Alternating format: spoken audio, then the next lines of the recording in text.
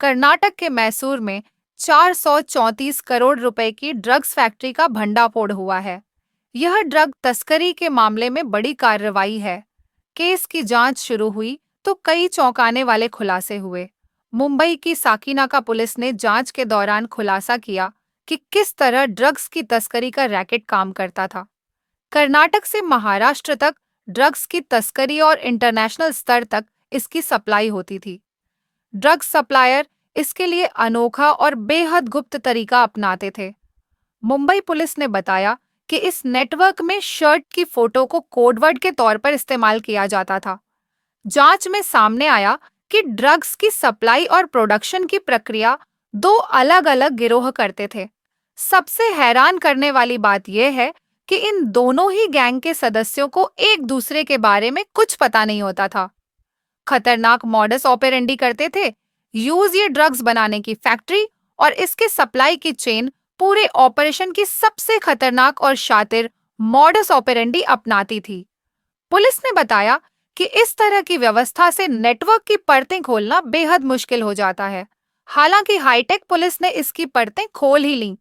इस तरह फैक्ट्री से बेंगलुरु जाती थी। खेप साकीनाका पुलिस स्टेशन के एक वरिष्ठ पुलिस अधिकारी ने बताया कि मैसूर की फैक्ट्री में एमडी ड्रग्स तैयार होती थी।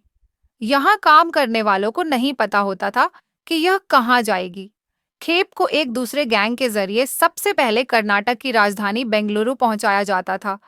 बेंगलुरु में मुंबई गैंग का एक मेंबर पहले से ही मौजूद होता था।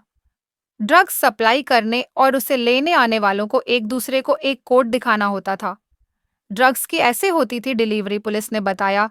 यह कोड एक टी शर्ट होती थी जो हर बार सप्लाई के लिए अलग अलग यूज की जाती थी। दोनों के पास सेम टी शर्ट का फोटो व्हाट्सएप किया जाता था। फिर वे एक दूसरे को वह दिखाकर खेप की सप्लाई करते थे। इस तरह खेप को बेंगलुरु से मुंबई तक लाया जाता था। यहाँ इसे मुंबई के विभिन्न इलाकों में स्थानीय सप्लायर्स के जरिए सप्लाई होता था। सड़क मार्ग से होता था ट्रांसपोर्टेशन। पुलिस ने बताया कि ड्रग्स का पूरा ट्रांसपोर्टेशन सिस्टम सड़क मार्ग पर आधारित था। वे हवाई या ट्रेन मार्गों में होने वाली जांच से बचने के लिए रोड का यूज करते थे। पुलिस जांच में सामने आया है कि यह नेटवर्क ड्रग्स को बसों और निजी वाहनों के माध्यम से ट्रांसपोर्ट करता था। मैसूर से बेंगलुरु और फिर मुंबई तक का सफर तय कर ड्रग्स को छिपाकर पहुंचाया जाता था। इस तरह की रणनीति से सुरक्षा एजेंसियों को चकमा देने में काफी हद तक सफलता भी मिली।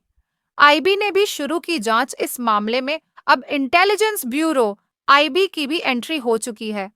सोमवार को आईबी अधिकारियों ने गिरफ्तार आरोपियों से लंबी पूछताछ की।